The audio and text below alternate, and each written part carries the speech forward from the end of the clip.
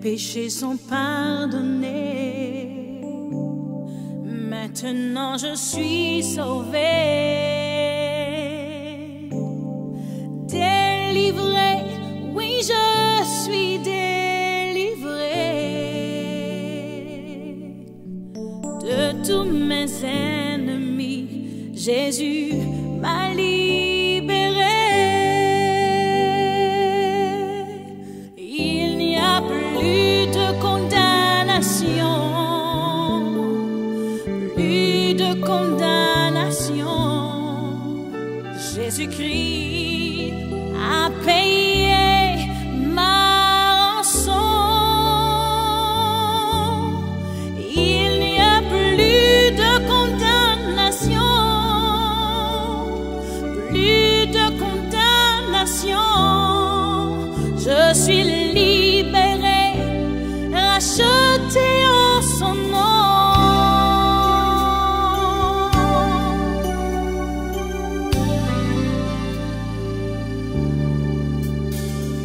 Justifiée, oui je suis justifiée. Ma culpabilité, Jésus l'a enlevée. Sanctifiée, oui je suis sanctifiée par le sang de l'agneau qui m'a régénérée. Il n'y a plus de condamnation, plus de condamnation. Jésus-Christ a payé ma rançon. Il n'y a plus de condamnation, plus de condamnation. Je suis libérée, rachetée en son nom.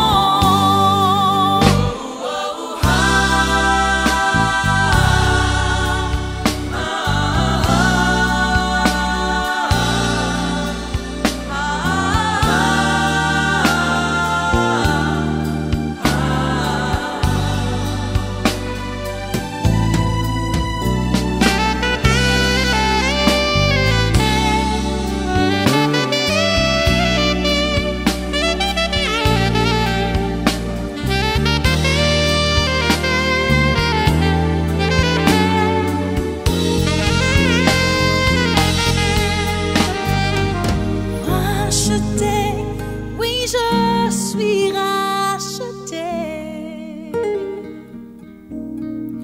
L'esclavage terminé, je vis ma liberté.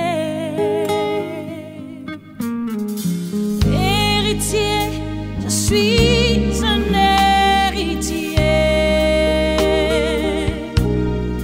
Oui, pour l'éternité, un enfant bien-aimé.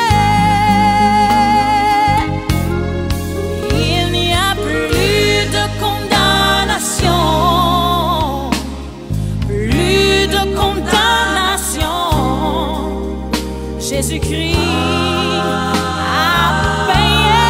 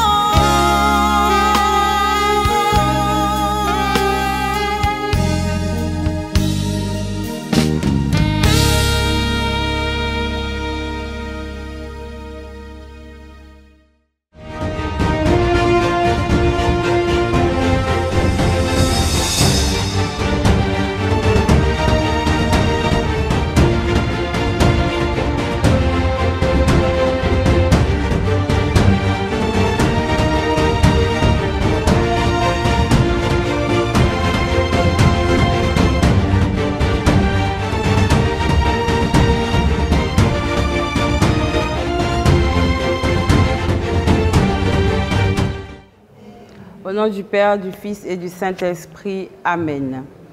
Frères et sœurs bien-aimés en Christ, que la paix, la joie et la présence du Saint-Esprit soient avec vous là où vous êtes. Nous sommes à notre 5e étape de notre cheminement spirituel vers la Pentecôte que nous avons dénommé cheminement des 7 semaines. Oui, la Pentecôte, donc c'est cette fête où le ciel descend sur la terre. Et cette fête où l'Église reçoit le feu de Dieu, c'est-à-dire le Saint-Esprit. Et pour nous y préparer, la communauté catholique Compassion de Jésus-Christ a décidé donc d'organiser ce cheminement pour nous aider à être prêts, être enseignés, édifiés et pouvoir recevoir donc le Saint-Esprit en plénitude le jour de la Pentecôte. Le thème d'aujourd'hui, c'est recevoir la liberté des enfants de Dieu. Nous avons 2 textes d'appui, Romains, le chapitre 8, versets 14 à 17, et Galates, le chapitre 5, verset 1. Alors, je vous invite à ouvrir vos cœurs, surtout vos oreilles spirituelles, parce que ce message, ce n'est pas seulement une méditation, c'est une clé pour entrer dans la présence et la plénitude du Saint-Esprit. Alors, on va écouter nos 2 textes d'appui. D'abord, on va commencer par Romains, le chapitre 8, les versets 14 à 17, qui nous dit « Car tous ceux qui se laissent conduire par l'Esprit de Dieu sont fils de Dieu. Vous n'avez pas reçu un esprit qui vous rende esclave et vous ramène à la peur, mais vous avez reçu un esprit qui fait de vous des fils. Et c'est en lui que nous crions « Abba, Père ». Amen. Donc ça, c'est l'extrait de Romains, le chapitre 8, versets 14 à 17. Notre 2e texte d'appui, Galates, chapitre 5, verset 1, nous dit « C'est pour que nous soyons libres que le Christ nous a libérés. Alors, tenez bon et ne vous laissez pas remettre sous le joug de l'esclavage. » Amen, parole du Seigneur. Voilà nos 2 textes d'appui. Alors, partant de ces 2 textes, mon intervention va s'articuler autour de 5 points. Le premier point, comprendre ce qu'est la liberté des enfants de Dieu. Le second point, c'est découvrir ce que produit cette liberté dans la vie du croyant. Troisième point, identifier les obstacles qui nous empêchent de vivre cette liberté. Et le 4e point, voir comment recevoir et garder cette liberté dans l'esprit. Et enfin, le dernier point, le 5e point, entrer dans un temps de prière et de libération pour accueillir cette grâce. Que le Saint-Esprit, source de liberté, souffle en nous dès maintenant. Amen. Après avoir donc planté le décor, nous allons rentrer dans notre temps d'intervention par la prière.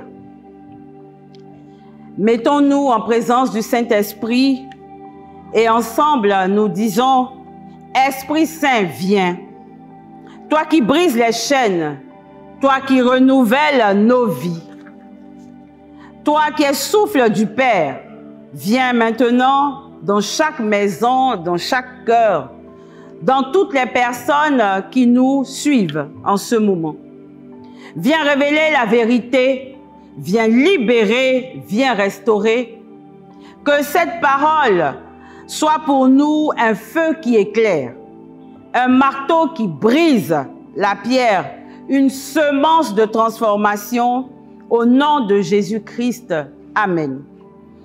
Alors, comme je vous disais, le premier point, c'est comprendre la liberté des enfants de Dieu. Alors, comprendre la liberté des enfants de Dieu, ça veut tout simplement dire que la liberté que nous avons nous vient de Dieu. Frères et sœurs, être chrétien, ce n'est pas seulement croire. Oui, je crois, non. Mais c'est vivre comme un enfant libre. C'est marcher non pas dans la peur, mais dans la confiance et la dignité de l'enfant de Dieu. Dans la Bible, la vraie liberté n'est pas l'indépendance, mais c'est la capacité de donner par Dieu, mais c'est la capacité donnée par Dieu de choisir le bien et de répondre librement à son amour. La liberté chrétienne, frères et sœurs, c'est un don. C'est un don de la grâce. C'est une participation à la liberté des enfants du Père. Alors, pour éclairer ce propos, je vais dans la Bible et la Bible nous dit « Tous ceux qui se laissent conduire par l'Esprit sont fils de Dieu ». Souvenez-vous de notre texte d'appui. Cela veut tout simplement dire que la vie chrétienne normale, c'est une vie de filiation. On est chrétien parce que nous sommes enfants de Dieu. Et une vie où je sais que Dieu est mon Père. Une vie où je ne suis pas esclave du péché, ni de la peur, encore moins de la honte. Alors, une liberté qui vient de notre adoption spirituelle. L'esclave agit sous la contrainte. Mais l'enfant agit par amour. L'enfant de Dieu agit par amour. Il se laisse guider, il se laisse conduire et il hérite des promesses et porte la ressemblance du Père. Vous êtes d'accord avec moi que c'est un enfant de Dieu. Et donc quand on le regarde, on doit voir le visage de Dieu dans ce qu'il fait, dans tout ce qu'il conduit. Beaucoup de croyants vivent encore comme des orphelins spirituels. Vous allez me dire, qu'est-ce que j'entends par là? Mais parce qu'ils sont toujours dans la peur du jugement. Le quand dira-t-on? Qu'est-ce qu'on va penser de moi? Qu'est-ce qu'on va dire? Qu'est-ce que les autres, comment les autres me voient? Voilà. Et ils sont toujours dans le doute de l'amour de Dieu. Est-ce que Dieu m'aime? Si Dieu m'aimait, il allait écouter toutes mes paroles. Si Dieu m'aimait, il allait m'exaucer. Dès que j'allais ouvrir la bouche, il allait m'exaucer. Je sais qu'il est fort. Pourquoi il me laisse dans cette situation? Pourquoi? Et ils sont toujours dans l'effort humain sans puissance divine. On dit non, aide-toi et le ciel t'aidera. Donc, je cours ici, je fais ci, et ainsi de suite. Quand je me réveille, on dit l'avenir appartient aux violents, à ceux qui se lèvent très tôt. Donc, je me lève très tôt. Je cours sur les routes le soir, je jette mon corps, je dors, à peine couché, paf, je me relève, ainsi de suite. Mais sans la présence de Dieu, sans laisser notre Seigneur entrer, agir dans notre vie. C'est cela, en fait, que j'appelais orphelin spirituel. Le Saint-Esprit, frères et sœurs, est venu nous libérer de cette mentalité d'orphelin spirituel. Il vient dire à ton âme aujourd'hui, cher frère, chère sœur qui m'écoute, qui me suit, tu es mon fils, tu es ma fille et tu as une place dans mon cœur. Tu es mon fils, tu es ma fille, tu as une place dans mon cœur. Voilà ce que le Saint-Esprit nous dit. Et par le baptême, nous avons reçu l'esprit d'adoption. Nous ne sommes plus esclaves, mais enfants du Père, membres du corps du Christ et temple de l'Esprit. Alors, Romains, comme je le disais, le chapitre 8, le verset 15 nous dit « Vous n'avez pas reçu un esprit qui fait de vous des esclaves, chers frères et sœurs, pour tomber dans la peur. Mais vous avez reçu un esprit qui fait de vous des fils adoptifs, par lequel nous crions « Abba, Père ». Que cette parole puisse nous conduire, que nous puissions nous inspirer de ce verset biblique pour agir au quotidien. La liberté chrétienne commence quand je me reconnais en enfant de Dieu. Alors, frères et sœurs, toi qui me suis, est-ce que tu te reconnais comme un enfant de Dieu? N'es-tu pas de temps en temps un orphelin spirituel? Je pense que déjà avec cette première partie, nous avons la possibilité de refaire une remise en cause, de nous remettre en cause et de savoir exactement nous avons quel statut d'enfant de Dieu. Alors le deuxième point, les fruits visibles de la vraie liberté. Tout simplement, comment on reconnaît un enfant de Dieu qui est libre, qui vit dans cette liberté? Il a, dans un premier temps, une identité affermie. Il a une conscience nouvelle de sa dignité. Alors quand tu es libre, cela se voit, cela se sent et cela transforme tout. Je suis enfant de Dieu, rien ni personne ne peut voler cette vérité. Chers frères et sœurs, tu es un enfant de Dieu. Personne ne peut te voler cette vérité. Même si tes parents t'ont rejeté pour x, y raison. Même si tu as connu un échec, même si tu connais un échec en ce moment, même si tu es tombé plusieurs fois, ça n'enlève en rien ton statut d'enfant de Dieu. C'est juste une étape que tu vis en ce moment. Chers frères et sœurs, pendant que tu m'écoutes, dis-le avec moi. Je suis un enfant de Dieu. Je suis un enfant de Dieu. Alors cette conviction devient ta force intérieure. Tu avances non pas en cherchant à plaire aux hommes, mais en cherchant la face du Père. Parce que rappelle-toi, chers frères et sœurs, rappelons-nous, je suis un enfant de Dieu. Alors, 1 Jean, le chapitre 3, verset 1 nous dit, « Voyez quel grand amour le Père nous a donné pour que nous soyons appelés enfants de Dieu. » Et nous le sommes. Ensuite, le deuxième point, une vie conduite par l'Esprit. Là où l'Esprit du Seigneur est présent, là est la liberté, nous dit 2 Corinthiens, le chapitre 3, verset 17. Tu dis non à ce qui t'enchaîne. Tu dis oui à ce qui te construit. Tu n'es plus esclave de tes impulsions, mais tu es maître de toi par la grâce de Dieu. Et c'est ça, une vie conduite par l'Esprit. Tout ce que tu fais est conduit par l'Esprit parce que tu es un enfant de Dieu. Ensuite, étant enfant de Dieu, nous avons une identité affermie, nous avons une vie conduite par l'Esprit et nous avons des relations restaurées. C'est-à-dire une charité agissante et joyeuse. Alors, Galates, le chapitre 5, verset 13 nous dit « Vous avez été appelés à la liberté, seulement que cette liberté ne soit pas un prétexte pour vivre selon la chair, mais rendez-vous par amour, serviteurs les uns des autres. » Celui qui est libre dans l'esprit, il pardonne plus facilement.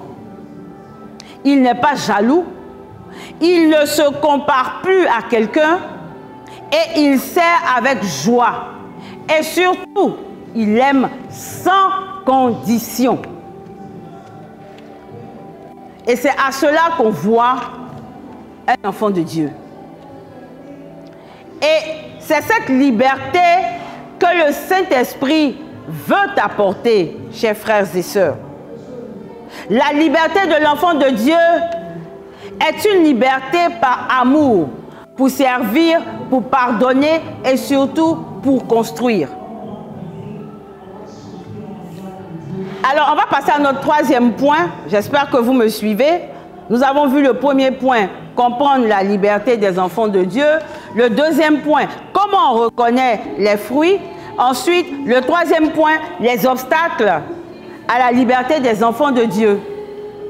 Alors, qui dit obstacle, c'est frein, c'est blocage. Qu'est-ce qui fait que les enfants de Dieu se sentent parfois opprimés, ne se sentent pas libres? Qu'est-ce qui freine cette liberté? Qu'est-ce qui bloque parfois cette liberté? Alors, ce qui bloque, dans un premier temps, je pense que vous le savez, c'est le péché. Le péché habituel qui est un esclavage. Le péché nous éloigne de la présence de Dieu, nous éloigne de l'amour de notre Seigneur, fait de nous des prisonniers.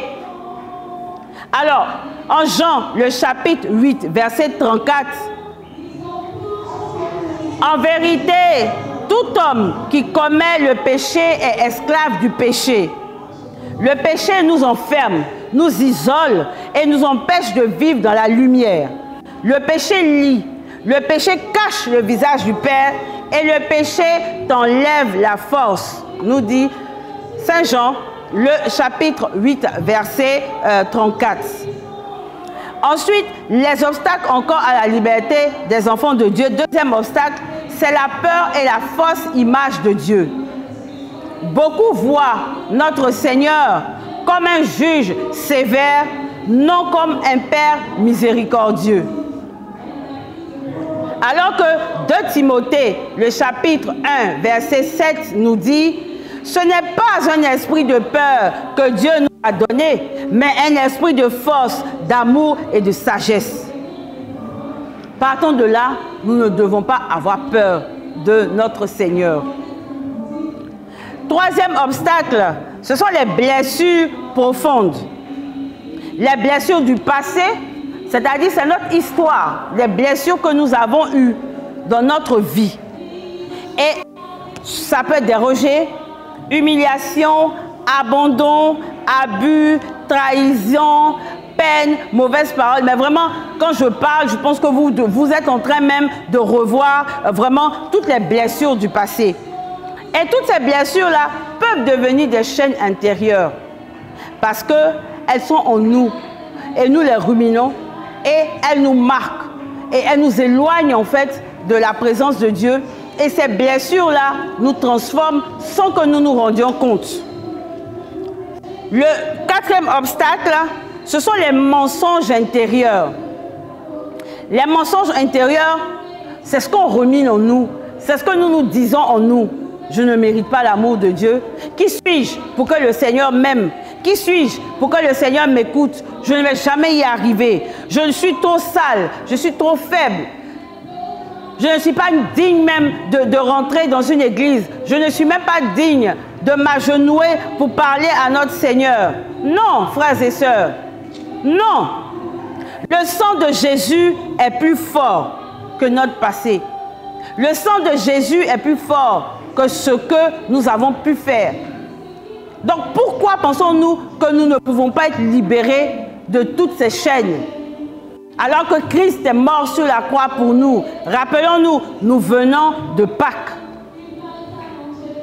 Ensuite, autre obstacle, la religiosité. 2 Corinthiens, le chapitre 3, verset 6 nous dit « La lettre tue, mais l'esprit donne la vie. » On a trop de règles, trop de principes dans notre vie d'aujourd'hui, mais pas de relations. Nous avons trop de devoirs, trop d'engagements, mais pas de liberté intérieure. Et tout cela bloque notre liberté d'enfant de Dieu. Après, le refus de se laisser conduire. Alors, tu veux le salut, tu veux la grâce, mais tu ne veux pas être conduit par Dieu. Tu veux la paix, mais tu refuses de lâcher toi-même le contrôle de ta vie. Tu veux l'amour, mais tu refuses de pardonner. Tu veux qu'on te suive, mais tu refuses de t'ouvrir. Alors que l'esprit ne peut remplir que celui qui est totalement ouvert. Alors, tous ces obstacles-là sont un frein à notre liberté d'enfant de Dieu parce que tout cela nous enferme. Tout cela fait que nous nous enfermons en nous-mêmes. Nous nous enfermons et nous ne nous laissons pas toucher par le Saint-Esprit. Nous ne nous laissons pas remplir par la présence du Saint-Esprit qui va nous transformer et faire de nous des enfants de Dieu, libres. Alors, quatrième point, c'est comment recevoir et garder cette liberté d'enfant de Dieu. D'abord, dans un premier temps, c'est par la foi en notre Seigneur Jésus-Christ. Tout vient de lui. Alors, Galates, le chapitre 2, verset 20 nous dit, « Ce n'est plus moi qui vis, mais le Christ, c'est le Christ qui vit en moi. Ma vie présente dans la chair, je la vis dans la foi au Fils de Dieu. » C'est assez clair. Alors, chers frères et sœurs, à cet instant de notre enseignement, je te pose cette question. Qui vit en toi? Est-ce le Christ qui vit en toi? Deuxième point, par l'action de l'Esprit Saint reçu au baptême et ravivé dans la prière. 2 Corinthiens, le chapitre 3, verset 17 nous dit, « Le Seigneur, c'est l'Esprit. Et là où est l'Esprit du Seigneur, et là où l'Esprit du Seigneur est présent, là est la liberté. » Alors, si tu ne te sens pas libre, tu te sens oppressé, c'est juste parce que l'Esprit du Seigneur n'est pas présent là où tu es. Ce dans quoi tu es, l'Esprit du Seigneur n'est pas présent. Raison pour laquelle tu te sens bousculé, tu n'es pas à l'aise, tu n'es pas en paix. Alors, rentre en toi-même et fais cette remise en cause. Ensuite, toujours comment recevoir et garder cette liberté. Vous vous souvenez, nous sommes à notre 4e point. Alors, on a dit dans un premier temps, c'est par la foi en Jésus-Christ. Après, c'est par l'action de l'Esprit Saint reçu au baptême et ravivé dans la prière. Troisième point, par la vie sacramentelle. Ça s'entend, l'Eucharistie qui nous unit pleinement en Christ. As-tu le temps de participer quotidiennement à une célébration eucharistique? Ça me donne l'occasion de remercier donc tous nos pères, le clergé, qui s'organisent pour qu'il y ait à chaque fois des messes sur toutes les paroisses. Donc, quel que soit l'endroit où tu es, le matin, tu as la possibilité de pouvoir faire une messe. À midi et même le soir. Prends-tu le temps de pouvoir participer à une célébration eucharistique en semaine? Et alors, le dimanche, n'en parlons pas. Poses-tu ton temps pour donner ce temps-là au Seigneur pour participer à l'Eucharistie? Es-tu dans une situation régulière qui te permet d'aller à la table du Seigneur? Ensuite, la confession. La confession qui brise les chaînes du péché. Combien de fois tu te confesses dans l'année? Est-ce que tu arrives au moins à te confesser une fois par mois? Sinon, une fois chaque 2 semaines. Est-ce que le sacrement de pénitence qu'est la confession est un exercice auquel tu te résous? L'autre sacrement, c'est la confirmation. La confirmation qui fortifie en nous l'esprit reçu au baptême. Ensuite, 4e point, comment toujours recevoir et garder la liberté d'enfant de Dieu? C'est par la parole de Dieu et l'abandon au Père. Souvenez-vous, nous sommes des enfants de Dieu. Alors, le psaume, chapitre 118, verset 45, nous dit « Je marcherai en liberté, car je cherche tes ordres. » Je ne cherche pas les ordres du monde, mais je cherche les ordres de mon Seigneur. Alors, tout cela, je vais l'étayer, je vais l'argumenter par un témoignage. Nous connaissons tous Saint Augustin. Saint Augustin qui est l'un des plus beaux exemples de liberté retrouvée. Pourquoi? Parce qu'avant sa conversion, il était esclave de ses passions, de ses raisonnements, de sa chair. Mais un jour en larmes, il entend cette parole. Prends et lis. Prends et lis. Alors, il va ouvrir la Bible, il lit Romains 13 et sa vie bascule. Saint Augustin devient une autre personne. Il dira plus tard, « Seigneur, tu nous as fait pour toi et notre cœur est sans repos tant qu'il ne se repose en toi. » C'est assez fort. Seigneur, tu nous as fait pour toi et notre cœur est sans repos tant qu'il ne repose en toi. Je pense que cette parole devrait interpeller plusieurs personnes d'entre nous. Tu veux ta liberté, tu veux être libre, tu veux respirer, tu veux être éclatant, éclatante de liberté. Tout simplement, repose-toi dans le Père. Repose-toi dans le Père. Et pour ce faire, je souhaite vous partager cet exercice spirituel. Je souhaite vous partager cet exercice spirituel. Alors, je vais vous inviter à un acte de foi concret. Chacun va prendre une feuille de papier. Vous prenez une feuille de papier et vous fermez les yeux. Une feuille de papier et vous fermez les yeux. Ensuite, vous allez écrire ou bien vous allez vraiment écrire ou nommer ce qui vous enchaîne. On prend d'abord la feuille de papier, on ferme les yeux pour justement rentrer en soi-même et puis réfléchir à ce qui nous enchaîne. Déjà par rapport à tous ces points, donc le point 1, le point 2, le point 3, le point 4 que j'ai développé, au vu de tout cela, regarde dans ta vie et réfléchis à ce qui t'enchaîne. Est-ce la peur? La peur du lendemain? La peur du qu'en dira-t-on? La peur même du péché? La peur parce que des engagements pris mais qui ne peuvent être respectés pour plusieurs raisons? Le rejet, est-ce le rejet qui t'enchaîne? Parce que tu as peur d'être rejeté par ta famille, ou bien tu as été rejeté par ta famille, rejeté par ton conjoint ou ta conjointe, rejeté par tes enfants, rejeté par tes frères, par tes collègues, par tes pères. Est-ce le péché qui t'enchaîne?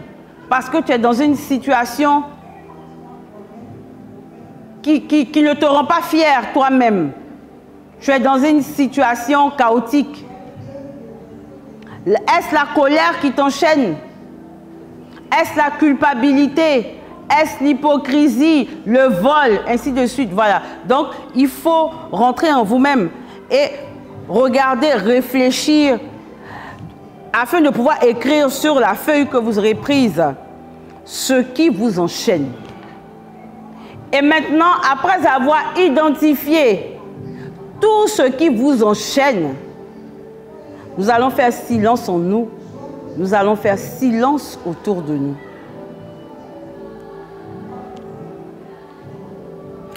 Et maintenant, tu vas dire avec moi, Seigneur Jésus, je te donne cela. Je crois que tu m'as sauvé. Je ne veux plus être esclave. Je crois que je suis enfant de Dieu. Je renonce à l'esprit d'esclavage.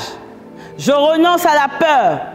Et j'accueille l'esprit de liberté, l'esprit de force, l'esprit de sainteté. Je veux vivre un enfant libre. Esprit Saint, viens me conduire dans cette liberté au nom de Jésus. Amen.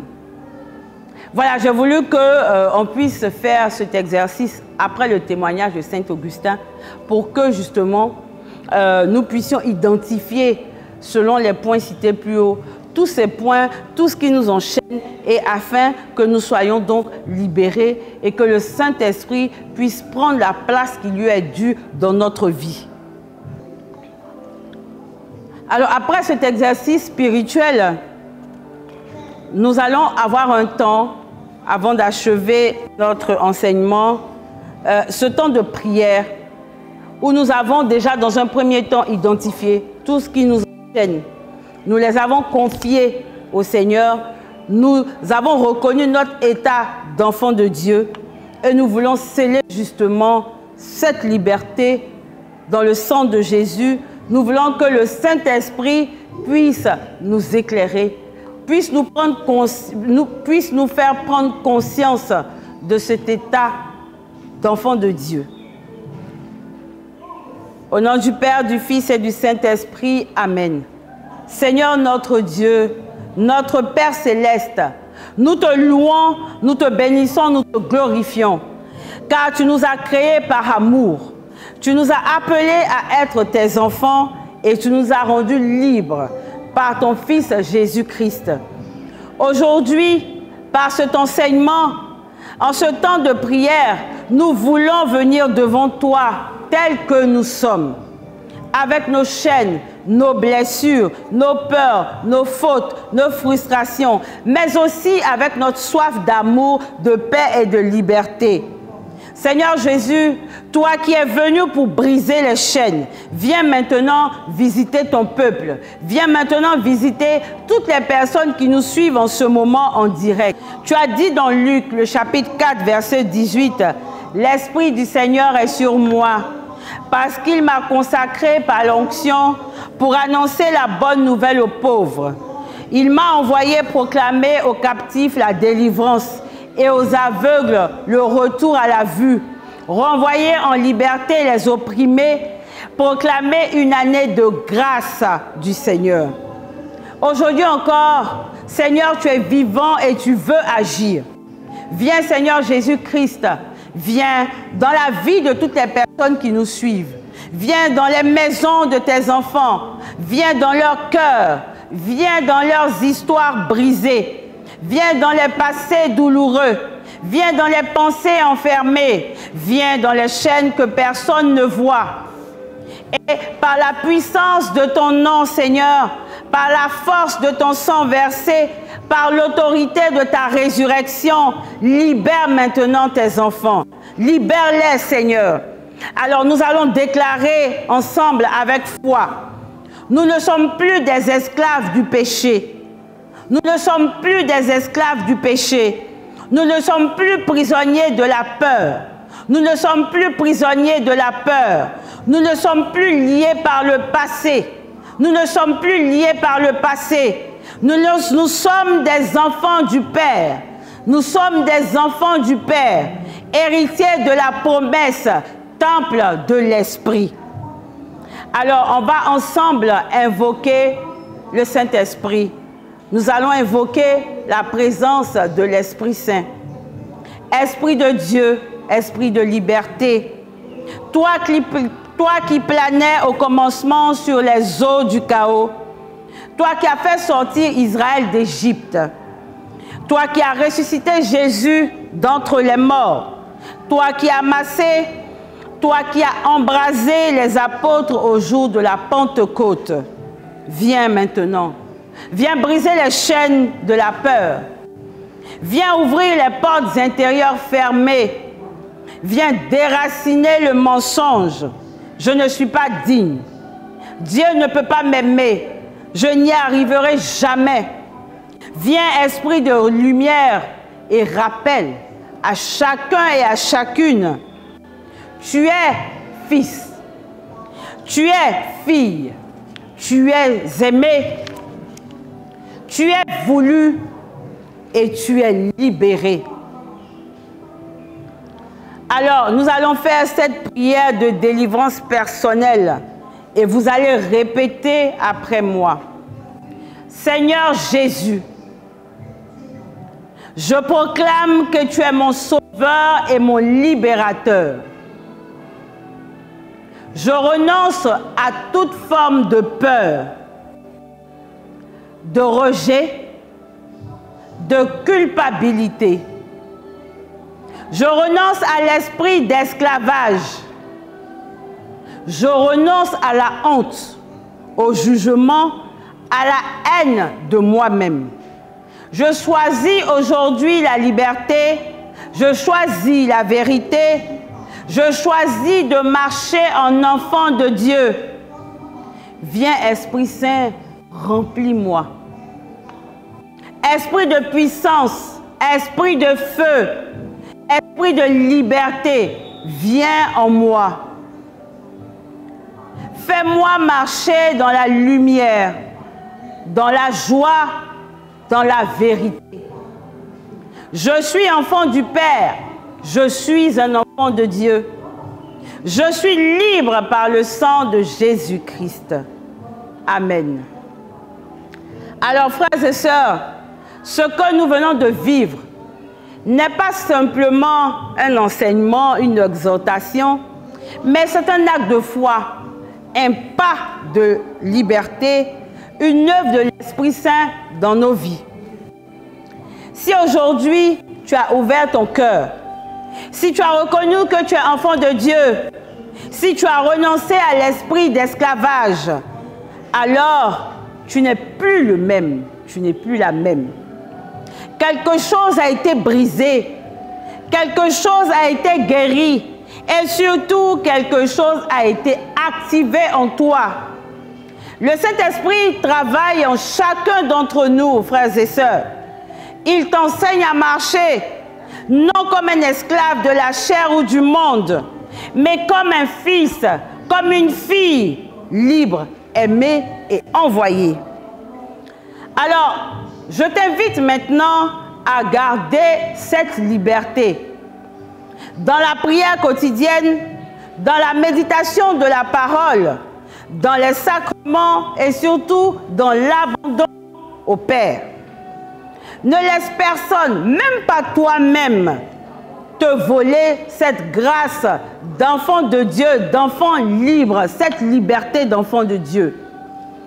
Alors, rappelle-toi, Galates, le chapitre 5, verset 1, « Tenez bon et ne vous laissez pas remettre sous le joug de l'esclavage. » Ce qui veut dire tout simplement que si cet enseignement que tu as écouté t'a ouvert le cœur, t'a permis de pointer du doigt les obstacles à la liberté d'enfant de Dieu, t'a permis de renoncer à tous ces obstacles et t'a permis aussi d'affirmer que tu es un enfant et que tu bénéficies de la liberté des enfants de Dieu, alors tiens bon. Tiens bon et ne te laisse pas remettre sous le joug de l'esclavage, nous dit Galates, le chapitre 5, verset 1. Alors, chers frères et sœurs qui m'avaient suivi, n'hésitez pas déjà à partager cet enseignement pour permettre à un de vos frères, à un ami, une collègue, un enfant, un frère, une sœur, un voisin, une voisine, une collègue de corporation, ainsi de suite, de pouvoir justement être libre par cet enseignement, par cette prise de conscience qui permet aujourd'hui. Alors, marche dans la lumière. Crie dans la foi, je suis un enfant de Dieu. Et prépare ton cœur à recevoir dans les quelques jours qui arrivent le feu nouveau de la Pentecôte. Que cette Pentecôte soit différente. Ne soit pas une fête ou un anniversaire que vous pensez qu'on fête, mais non, que le Saint-Esprit soit renouvelé en vous le jour de la Pentecôte. Alors, que la liberté reçue aujourd'hui au travers de cet enseignement puisse vous enraciner profondément, s'enracine profondément en vous et qu'elle vous accompagne dans votre vie de prière, qu'elle se manifeste dans vos choix, dans votre façon de vivre, dans votre façon d'être, dans votre façon de décider, dans vos relations et surtout dans vos engagements quotidiens. Chers frères et sœurs, marchez comme des enfants du Père, comme des enfants de Dieu. Vivez comme des fils dans le Fils et respirez la liberté des enfants de Dieu. Que Dieu vous bénisse, que le Seigneur soit toujours avec vous et que cette liberté dont vous avez pu prendre conscience ne vous quitte jamais. N'oublions pas, tu es un enfant de Dieu. Je suis un enfant de Dieu.